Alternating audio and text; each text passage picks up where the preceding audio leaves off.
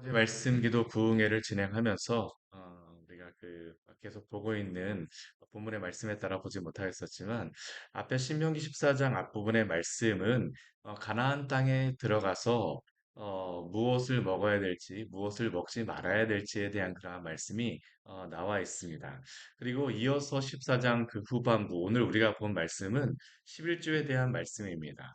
이 14장의 이 신명기 14장의 말씀을 보게 되면 이 두 가지 주제가 전혀 관계없는 것처럼 보이지만 이 먹는 것에 대한 그런 말씀과 또 이 11조에 대한 말씀을 연관지어서 생각해 본다면 이 말씀에 묶는 한 가지 큰 주제가 하나가 있는데 그것은 바로 이스라엘 백성이 가나안 땅에 들어가서 어떻게 거룩하게 살아갈 것인가라는 그러한 주제입니다. 즉, 하나님의 거룩한 백성으로 살아간다라고 하는 것은 거룩이라고 하는 단어 자체의 의미가 구별되었다라고 하는 그러한 의미입니다. 이 거룩이라는 단어는 구별된다는 그러한 의미입니다. 우리가 제가 신명기 말씀을 전해드리면서 종종 말씀드리지만 이 신명기의 말씀은 이 두 번째 설교가 십계명을 시작으로 해서 그 다음에 말씀이 나오고 있는데 십계명의 설교 다음에 그 다음에 나오는 그런 말씀들은 이 십계명의 말씀에 대한 해설이라고도 더 자세히 설명해 주는 그런 말씀이라고도 할 수 있습니다. 특별히 신명기 14장 같은 경우는 십계명의 말씀이 어떤 말씀에 대한 해석이라고 생각할 수 있냐 하면 세 번째 계명 내 하나님의 이름을 망령되이 일컫지 말라. 우리가 하나님의 이름을 망령되이 일컫지 말고 살아가라고 하는 그러한 의미는 거룩하게 살아가라는 것입니다. 내가 거룩하니 너희도 거룩하라. 하나님의 이름을 망령되게 어, 여기지 않는다는 것은 반대로 하나님의 이름을 거룩하게 영광을 위하여 살아간다는 것과 통한다라는 것을 우리는 기억해야 합니다. 하나님의 거룩하신 이름을 위하여서 우리가 영광을 위해 살아간다는 것이 무엇입니까? 신약에서는 그것을 무엇으로 설명하냐 하면 너희가 먹든지 마시든지 하나님의 영광을 위하여 살라라고 우리에게 명령하고 있죠.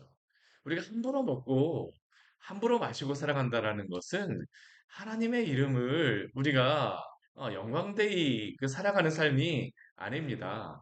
마땅히 성도가 되었다라고 하게 되면 성도가 되었기 때문에 세상 사람들과 다르게 구별되게 먹고 마셔야 됩니다. 이것이 그래서 율법적으로 먹어야 되냐 말아야 되느냐 오늘 뭐 이 말씀과 같이 우리가 보는 것은 아니라 할지라도 하나님의 백성이 되었기 때문에 우리가 먹든지 마시든지 하나님의 영광을 위하여 거룩하게 살아가야 될 줄 믿습니다. 이게 우리의 삶의 방식이라고 한다면 이 11조의 그러한 부분은 무엇이냐 하면 우리가 하나님 앞에 공적인 예배 가운데서 어떻게 거룩하게 주님께 영광 돌리며 살아가느냐라는 것과 이게 연관이 되어 있음을 우리가 기억해야 합니다. 결국 우리가 성도의 삶은 모두가 다 예배입니다. 예배를 드리며 살아가는 삶이죠. 우리가 주일에는 공적인 예배를 드립니다. 공적인 예배를 드려요. 근데 이 공적인 예배가 끝나고 나면 그 다음에 어떠한 예배가 시작되냐면 예배가 끝난 게 아닙니다. 사적인 예배가 우리가 삶으로서 살아가는 것입니다. 그래서 성도의 삶은 항상 하나님 앞에서 예배의 삶을 살아가는 것이죠. 날마다 예배, 하나님 앞에 살아간다. 그게 바로 호람데오라고 하는 그러한 종교개혁자들이 가지고 있던 그 삶의 정신이었습니다. 삶의 방식이었었죠. 하나님 앞에서. 사람 앞에서 살아가는 것이 아니라 하나님 앞에서. 그래서 우리가 과식하거나 그러는 것도 죄로서 우리 믿음의 선배들은 이야기도 하기도 했어요. 왜냐하면 우리가 너무나도 음식을 탐식한다라는 것은 무엇입니까? 하나 절제하지 못하고 살아가는 것이에요. 저도 이 부분에 대해서는 좀 부족한 부분들이 있다라고 생각을 하는데요. 우리가 하나님 앞에서 정말로 거룩하게 살아가는 성도가 되어지기를 원합니다. 오늘 그러한 의미에서 신명기 14장 22절의 말씀을 보게 되면 이렇게 우리에게 말씀하고 있어요. 너는 마땅히 매년 토지 소산의 11조를 드릴 것이며 너는 매년 토지 소산의 11조를 드릴 것이며라고 말씀하는 것이 아니라 그 앞에다 한 단어를 더 추가해서 말씀하고 있습니다. 뭐라고 말씀합니까? 마땅히라고 말씀합니다. 마땅히. 매년 토지 소산의 11조를 드릴 것이다라고 말씀합니다. 오늘날 많은 불신자들이 또 교회에서 교회를 다니다가 뭐 상처받았다라고 해서 떠나가는 많은 분들이 말하는 것 중에 한 가지가 뭐냐면 이 헌금에 대한 그런 부분입니다. 11조에 대하여서 어, 많이 이야기를 하죠. 아니 왜 그렇게 교회에서는 11조를 강조하냐고 말씀하지만 교회에서 강조하는 게 아니라 말씀에 그렇게 나와 있기 때문입니다. 또 이렇게 말씀에 나와 있다라고 이야기를 하게 되면 어떤 분들은 또 이렇게 교회를 다녔던 분들이 이렇게 말해요. 신약에서는 11조에 대해서 그렇게 말씀하지 않고 구약에서만 이야기를 하는데 왜 그렇게 11조에 대해서 신약의 교회가 왜 11조에 대해서 강조해야 되느냐. 유튜브나 그런 데 보게 되면 여기에 대해서 굉장히 많이 말을 하면서 교회를 공격하곤 합니다. 근데 우리가 여기에 대해서 기억해야 될 것은 물론 11조의 말씀을 신약에서 우리가 말씀을 보게 되면 제가 이따가 조금 설명드리겠지만 이 율법적으로 11조를 하라고 말씀하시는 것이 아닙니다. 우리가 11조에 대해서 가장 먼저 이해해야 될 것은 11조에 대해서 말씀하시는 명령하는 그런 말씀이 레위기와 민수기와 신명기의 말씀에서 이것이 나와 있는데요. 그렇기 때문에 이게 율법에 대한 그런 말씀이라고 우리가 생각을 하고 있지만 그러나 이 11조의 말씀은 율법에서 명령한 말씀이 아니에요. 그럼 어디에서 말씀했을까요? 이 11조가 가장 처음에 나오는 것은 어디에서 나오냐면 이 레위기 이후, 뭐 출애굽기 이후에 그 모세 오경이 알려준 11조 뭐 십계명에 대한 그런 말씀, 이 율법에 대한 말씀을 하나씩 말씀하시고 난 이후에 말씀하시는 것이 아니라 오히려 그 전에서 말씀하십니다. 어디에서 먼저 말씀하시냐면 아브라함의 그 말씀에서 11조에 대해서 말씀하시고요. 야곱의 그러한 말씀에서 11조에 대한 말씀이 기록이 되어 있습니다. 11조라고 하진 않고 10분의 1을 하나님께 바치겠습니다라고 말씀하고 있지만 아브라함 같은 경우에는 어디에서 나오냐 하면 소돔과 고모라가 그 소돔이 그 위에 있는 그 이 바벨론 지역의 이 왕들과 전쟁을 하였을 때 그 전쟁에 패하잖아요. 그랬을 때 아브라함이 자신의 조카 롯을 구하기 위해서 318명의 군사들을 길르어졌던 그런 사람들을 데리고 올라가고 전쟁에서 다 뺏어옵니다. 다 데리고 와요. 구해서 옵니다. 그리고 난 다음에 떤 일이 벌어지냐 하면 에, 아브라함이 내려오다가 살렘에 있는 살렘왕 멜기세덱을 만나게 되어져요. 이 살렘은 오늘날 예루살렘입니다. 근데 살렘에 있었던 그러한 왕 멜기세덱을 만났을 때 아브라함이 하였던 첫 번째 것이 무엇이냐 하면 그 멜기세덱에게 10분의 1을 바치게 되어집니다. 그리고 나서 소돔 왕에게 내가 뭐 너의 그러한 것을 치부하지 아니하였다 그래갖고 모든 거 다 가져가라고 해서 그냥 돌려줘 버립니다. 근데 이 11조에 대하여서는 아브라함이 철저하게 이 멜기세덱에게 합니다. 그리고 또 어디에서 이게 나오냐 면 우리 창세기 28장 말씀에 보게 되면 베델에 그 야곱이 자신의 형에게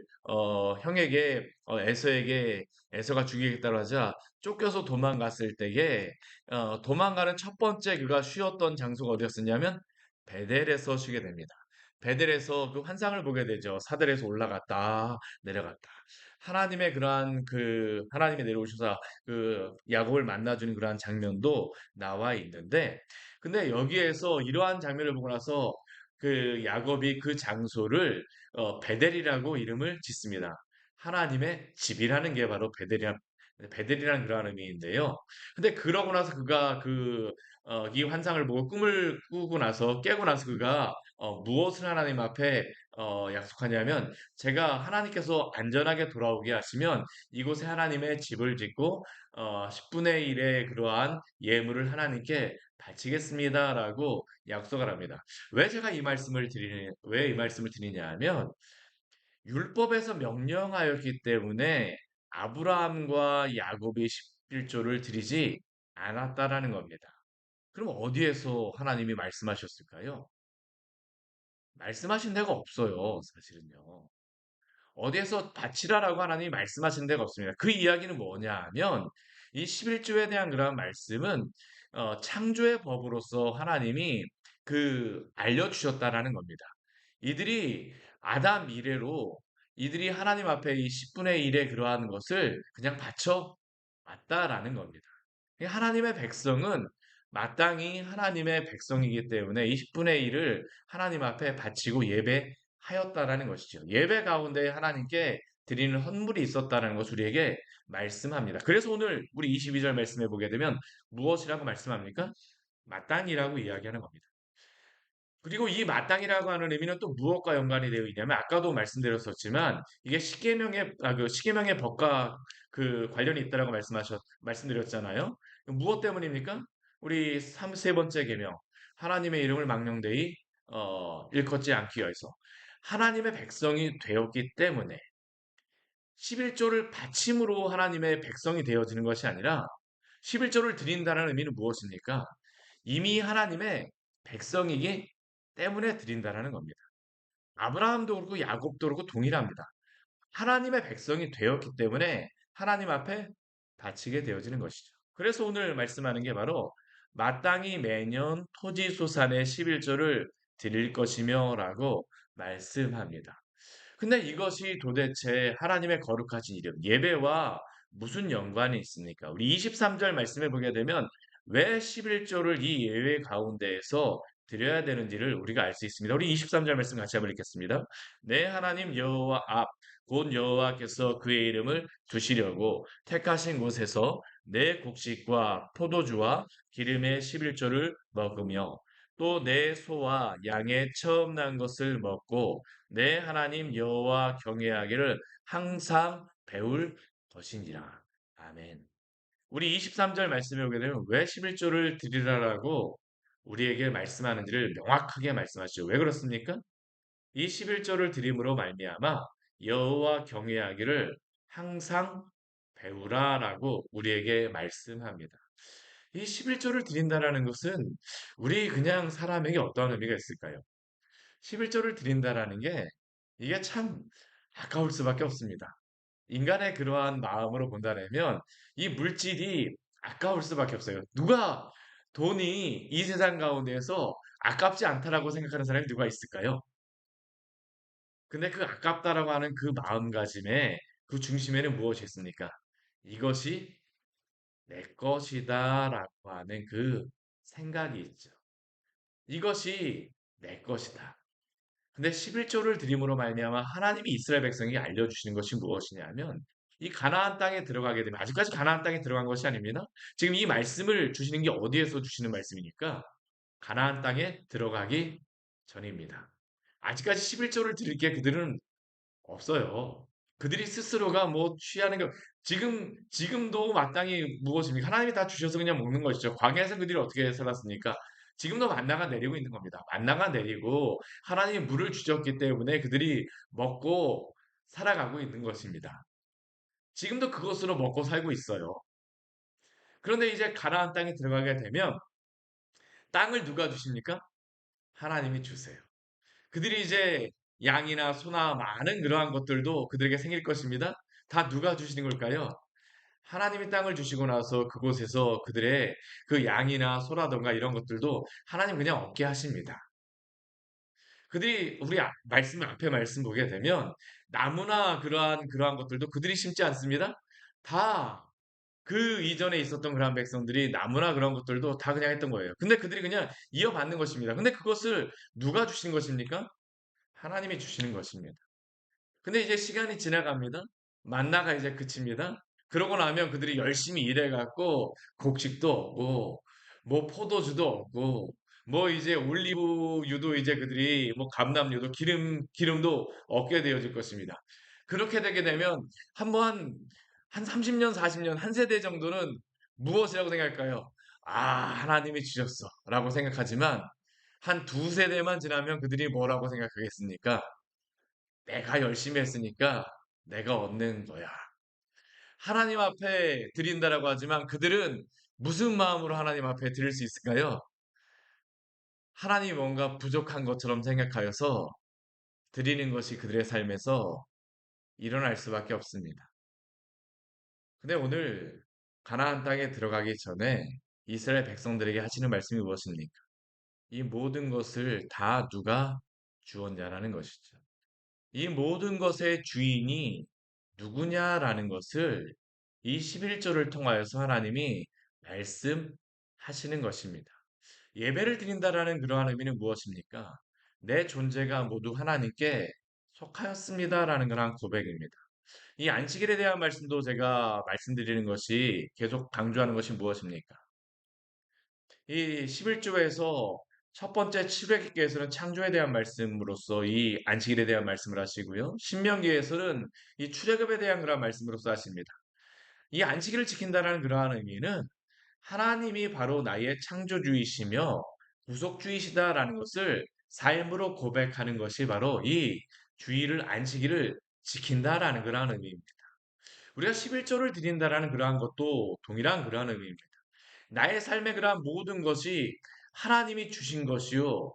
바로 하나님이 나의 창조주이시며 나의 삶의 모든 것의 주인이 바로 하나님이십니다라는 그러한 것을 고백하는 게 바로 예배를 드리는 것이고 또한 헌물을 드리는 것임을 기억하시기를 바랍니다. 하나님이 그 중에 전부를 달라고 말씀하지 않으세요. 그 중에 무엇을 우리에게 드리라고 말씀하십니까? 10분의 1을 드리라라고 말씀하시는 것입니다. 우리가 왜 이 11조를 드려야 되는가라는 이것을 잘 이해하는 것이 필요합니다. 제가 이 설교를 하게 되면 온라인상에 들어가고 많은 분들이 보게 되면 아니 뭐라고 말씀하실 수도 있을지도 몰라요. 그러나 성경에서 하나님이 왜 이것을 이렇게 드려야 되는가를 우리에게 말씀하십니다. 왜요? 이 10분의 1을 드림으로 말미암아 내 하나님 여호와 경외하기를 항상 배우라입니다. 누가 나의 삶의 주인이며 내 삶을 이끌어가는가라는 것을 너의 삶으로 고백하라라고 우리에게 말씀하시는 것입니다. 사랑하는 성도 여러분, 하나님을 경외하며 살아가시기를 원합니다. 우리가 하나님을 경외하며 살아간다라는 것은 먹든지 마시든지 우리의 먹고 마시는 것부터 시작해서 하나님께 드려지는 이 모든 예배와 헌금과 이 모든 것까지도 포함하고 있음을 기억하십시오. 이것이 바로 하나님을 예배하며 경외하며 살아가는 그러한 삶입니다. 그런데 하나님께서 이것을 그 11절을 바치고 예배할 때에 또 우리 23절 말씀에 보게 되면 무엇도 말씀하시냐면 내 곡식과 포도주와 기름의 11절을 먹으며라고 말씀하세요. 제가 예배를 또한 무엇으로도 말씀하냐면 예배가 예전에는 우리 초대교회 시대에는 성찬과 같이 겸하여졌었습니다. 그렇죠? 예배 가운데에 식사가 있었던 것입니다. 오늘날에는 성찬을 그냥 이렇게 예배 가운데에 우리가 드리지만 원래 성찬을 우리가 원래대로 드린다면 예배를 성찬 예배로 따로 드립니다. 우리는 주일 일부 예배 때 많은 분들이 참석할 수 있도록 하기 위하여서 제가 이렇게 예배 그 성찬 예배를 따로 드리지 않지만 보통은 이 초대교회 시대에는 뭐 우리의 그 믿음의 초대교회 시대뿐만 아니라 종교개혁 시대나 뭐 그런 우리 믿음의 선조들 같은 경우에는 어떻게 예배를 드렸었냐 하면 이 주일 예배 드리고 나서 성찬 예배를 또 따로 드렸습니다. 주님과 함께 먹고 마신다라는 그런 의미에서 성찬 예배를 따로 드리는 겁니다. 따로 하나님의 말씀을 따로 듣고 그렇게 예배를 드렸었는데요. 오늘 이 23절 말씀에서 보게 되면 주님을 예배하는 가운데에 먹고 마시는 시간이 있었던 겁니다. 내 곡식과 포도주와 기름의 11조를 먹으며 그들이 이것을 먹으면서 무엇을 생각했을까요? 이 모든 것을 하나님이 주신 것이다라는 것을 그들이 기억하는 겁니다. 예배를 통해서 그들이 계속 기억하는 겁니다. 이 형식적인 것 같지만요. 이 형식이 굉장히 중요합니다. 형식을 없애버리게 되면 그 정신조차도 어떻게 할까요? 전화해 줄 수가 없습니다. 하나님을 즐거워하며 하나님을 기뻐하는 것, 예배 가운데 있는 것입니다. 그래서 먹고 마셨어요. 소와 양의 처음 난 것을 먹고 마시며 하나님이 모든 것을 우리에게 주셨구나라는 것을 그들이 고백하는 것이죠. 그래서 우리가 주일 예배 끝나고 나서 식사하는 그러한 자리도 굉장히 의미가 있는 것입니다. 그러네. 물론 오늘 이것을 성찬으로서 우리가 이야기를 하진 않지만 함께 먹고 마시면서 우리가 한 교회 되었구나라는 것을 우리가 함께 나누는 시간이죠. 그런데 24절 우리 25절 이후의 말씀을 보게 되면 27절까지의 말씀을 보게 되면 한 가지의 그러한 예외상이 일어날 것을 말씀해 주세요.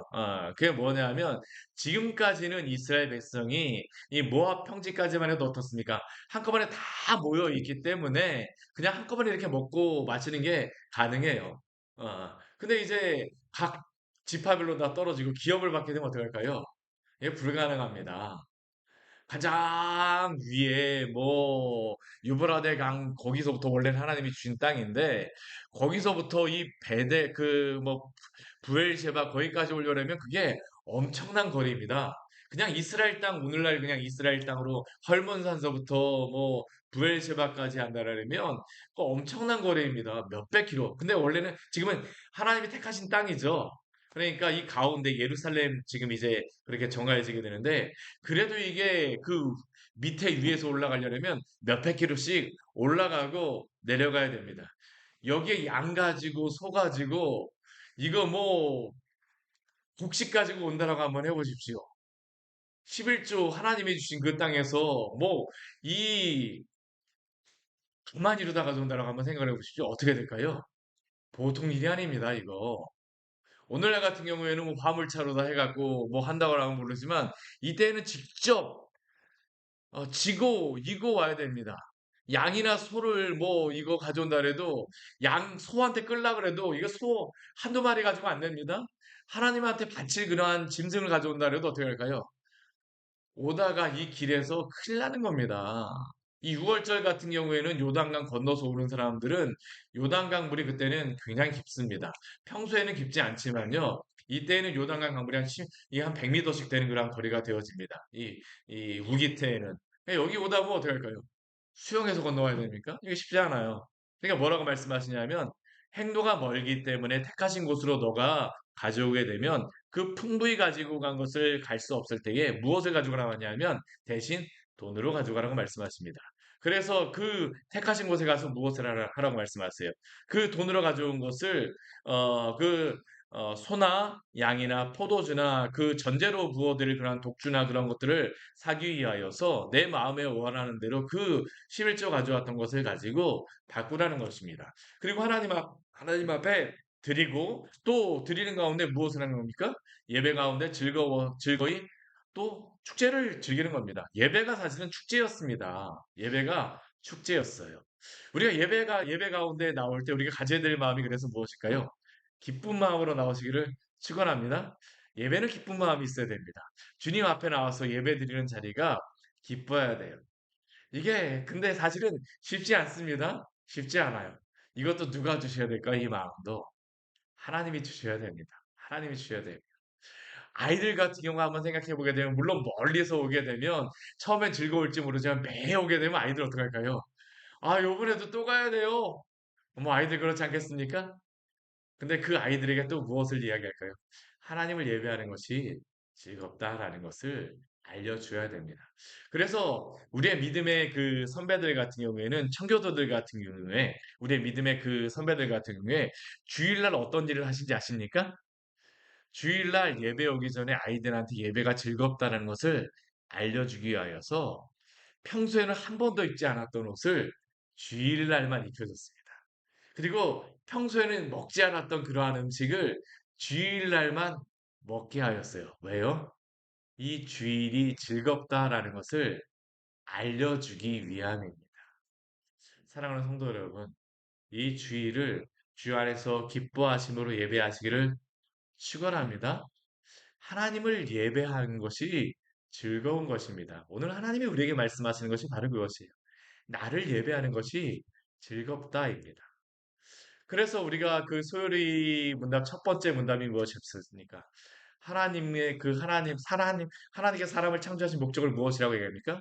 하나님을 영화롭게 하며 영원토록 그를 즐거워하는 것. 영화롭게 한다는 것이 하나님을 예배하는 것이잖아요.